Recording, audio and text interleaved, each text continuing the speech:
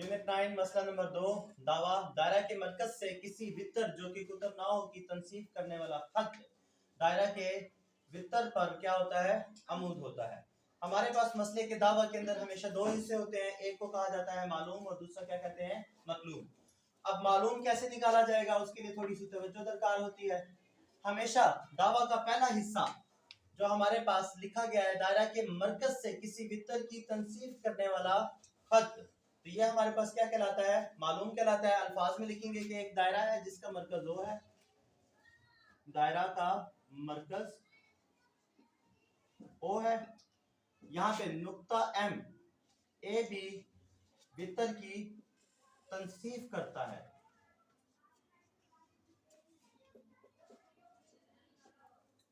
और यहां पर से ये बात ख्याल रखनी है कि तनसीब से मुराद होता है दो बराबर हिस्सों में बांटना।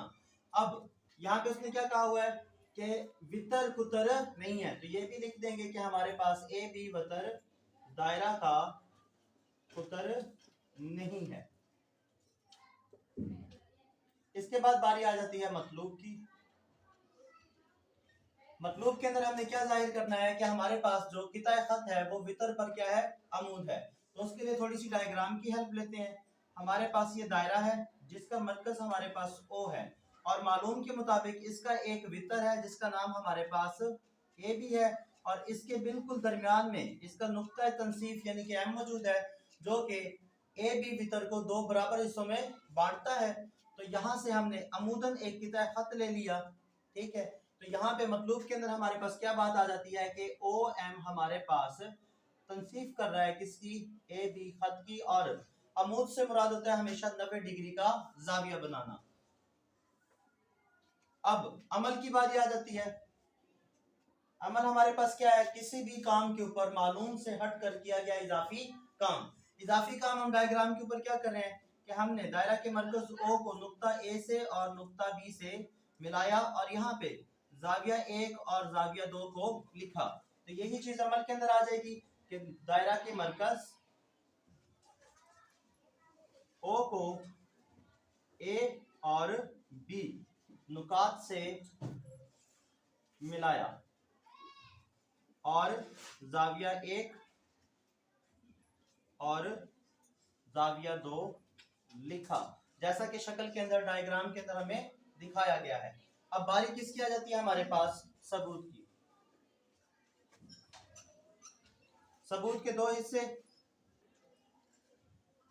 बयानात ऐसी चीजें जो आप अपनी बात को साबित करने के लिए रखते हैं, जो चीज आपका दावा होता है, और दलाइल अपनी की गई बात को साबित करने के लिए जो आप पॉइंट देते हैं उसे हम क्या कहते हैं, दलाइल देते हैं।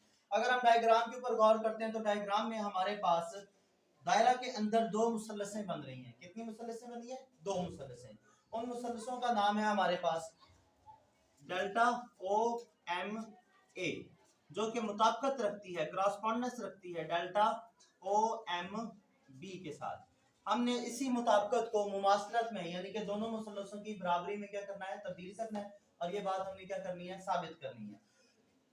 हमेशा थ्योरम के अंदर जब भी दो मुसल्लसें आपस में बराबर साबित करनी है उसके लिए हमें कितने पॉइंट चाहिए होते हैं, 3 पॉइंट। वो 3 पॉइंट हमें सबसे पहले कहां पे मिलेंगे, पहला पॉइंट मिलता है मालूम के अंदर।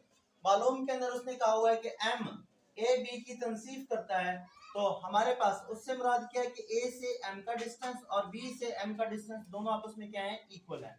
तो पहली बात हमारे पास ये आ जाती है कि मैयर ए एम जो कि मुमासलत रखता है मैयर बी एम से, और ये बात हमें कहां से मिली है। अब इस चीज की रीजन हमने क्या देनी है, दलाइल क्या देना है, वो है हमारे पास मालूम के अंदर, ठीक है। और उसके बाद जब भी दायरे की बात आती है, दायरे के अंदर हमेशा दायरे के तमाम रिदास क्या होते हैं, बराबर होते हैं। रिदास बेसिकली क्या है कि दायरा के मरकज से दायरा के मुहीत पर वाक़या किसी भी नुक्ता तक का फासला दायरा का रिदास कहलाता है। तो हमारे पास दो रिदास हैं, पहला ओ ए और दूसरा ओ बी, और ये आपके पास क्या आ जाते हैं, एक ही दायरा के रिदास, क्योंकि एक ही दायरा के जितने भी रिदास हों वो हमेशा आपस में क्या होते हैं, बराबर होते हैं। और तीसरा पॉइंट हमने ये देखना है कि दोनों ट्रायंगल्स के अंदर हमारे पास मुश्तरक क्या है, कॉमन क्या है। अगर डायग्राम के ऊपर गौर करते हैं तो दोनों मुसलसान का जो हमारे पास अमूद है वो क्या हमारे पास सेम है, यानी कि ओ ए एम मुसल्लस हो चाहे ओ बी एम मुसल्लस हो, उनका अमूद हमेशा हमारे पास क्या है, ओ एम ही है। तो यहाँ पे यही चीज हमने राइट कर देनी है कि हमारे पास ओ एम मुमासलत रखता है ओ एम के साथ, और इसकी रीजन क्या देंगे कि ये हमारे पास दोनों मुसल्लसान का मुश्तरक नुक्ता है। इसके बाद जब ये 3 पॉइंट, अब हमारे पास दोनों मुसल्लसान के अंदर 3 पॉइंट्स क्या है, कॉमन आ गए हैं। अब हमने लिख देनी है कि हमारे पास डेल्टा ओ एम ए जो कि कंकरेंट हो गई है डेल्टा ओ एम बी से। अब इसकी रीजन क्या लिखेंगे, हमारे पास दो मुसल्लसान को हमेशा मुतमासिल साबित करने के लिए मौजूआत होते हैं। मौजूआत में हमेशा 3 चीजें होंगी, ठीक है। अब हमें यह पहचान करनी होगी कि मौजूआ कौन सा अप्लाई किया गया है। उसके लिए हमने इन 3 पॉइंट्स के साथ इस्तेमाल होने वाले सिंबल्स का ख्याल करना है। अगर ऊपर बार डाली गई है जिससे मुराद क्या है कि ये आपके पास जिला को जाहिर करती है, किसको जाहिर करती है, जिला को। हमारे पास तीनों पॉइंट के अंदर हमने किसकी मुमासलत साबित की हुई है, जिला की साबित की हुई है। तो हमारे पास यहाँ पे रीजन क्या आ जाएगा, ज़्वाद ज़्वाद ज़्वाद, जो कि बराबर है ज़्वाद ज़्वाद ज़्वाद, यानी कि एक मुसल्लस के तमाम अजला दूसरी मुसल्लस के मुतनाज़रा अजला की क्या आ जाता है, बराबर आ जाता है। अब मुसल्लस बराबर साबित हो गया, तो अब हमने ये साबित करना है कि हमारे पास नुक्ता एम के ऊपर बनने वाला हर जाविया 90 डिग्री का है, तभी हमारी ये बात साबित होगी कि ये हमारे पास अमूद है या नहीं है। उसके लिए हम लोगों ने मालूम के अंदर लिखा था जाविया 1 और 2, तो क्योंकि ये मुतमासिल मुसल्लसान है और ये उनके मुतनाज़रा जाविये हैं, और मुतमासिल मुसल्लसान के मुतनाज़रा जाविये हमेशा क्या होते हैं, बराबर होते हैं। तो हमारे पास मैय्यर,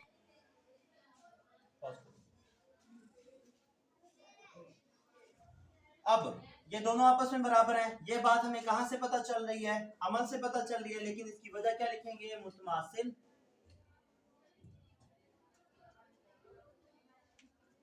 मुसल्लसान के मुतनाज़रा जाविये। अब अगर हम गौर करें तो ये दोनों जाविये इसके ऊपर वितर ए बी के ऊपर मौजूद हैं और एक सीधी लाइन के ऊपर मौजूद तमाम जाविये हमेशा सप्लीमेंट्री जाविये होते हैं, क्योंकि स्ट्रेट लाइन के ऊपर, क्योंकि ये स्ट्रेट लाइन सेमी सर्कल को प्रेजेंट करती है और इसके ऊपर बनने वाला जाविया हमेशा कितने डिग्री का होता है, 180 डिग्री का होता है। तो यहां पर से हमारे पास Maihar angle 1 plus Maihar angle 2 जो कि बराबर किसके, हमारे पास Maihar angle O M A जो कि कितने के बराबर है, 180 डिग्री के बराबर है।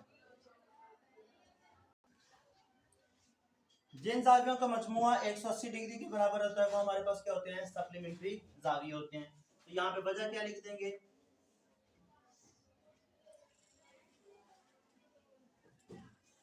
सप्लीमेंट्री जाविये।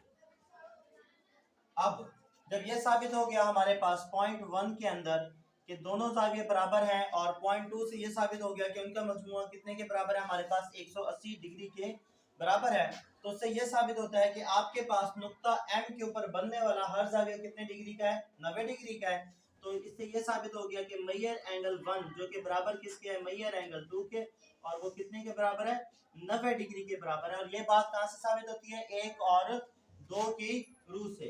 तो 1 और 2 की रूह से अब हमने यह साबित कर दिया कि हमारे पास एंगल 1 और दोनों 90 डिग्री के हैं। तो उससे मुराद क्या है कि हमारे पास ओ एम जो है वो ए बी के ऊपर क्या आ जाता है, अमूद आ जाता है, और यहीं पे ही आप लोगों का मसला खत्म हो जाता है। ओ एम परपेंडिकुलर है ए बी पर, इसके साथ ही आप लोगों का मसला खत्म हुआ।